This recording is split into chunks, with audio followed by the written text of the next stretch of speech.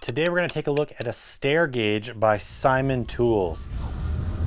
Now these are really awesome for multiple of reasons, so let's get into it. Number one, they come with a little carabiner and a mount so you can keep them together. Number two, they're built really well. They're out of aluminum that's anodized red, and then you've got some stainless steel up here for your knob. So they just unscrew and they come right off just like that. Now there's two of them. You've got a hole right here, so they mount on, so they're not going to slide off even if you don't mount them all the way. Now the space in between here is 1/4 of an inch, so that allows us to do a couple of things. Number one, use these as stair gauges, so we can just slide them onto our framing square just like this. Now we've got some stair gauges, perfect for cutting out stairs, and we know when we're cutting out stair stringers, we have to be perfect when we're repeating that size. You never want to just freehand it without gauges. You can end up off just by 1/8 of an inch, which can really affect your stairs. You don't want to have any funny slopes or anything. So having gauges allows you to be repeatable and get that accuracy. So that's one thing that you can use these for. So another thing is you could use it on a speed square, so you could set it to the angle that you want. Let's say you want 45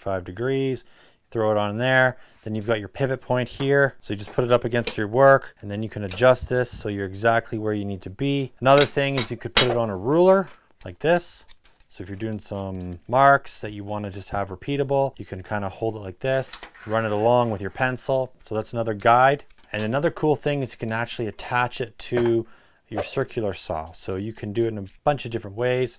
But one is to set it up on the front here, screw it on, and now you've got a ripstop guide. So you can put one on the back, you can put one on the front, depending on your circular saw, but keep in mind that's 1/4 of an inch.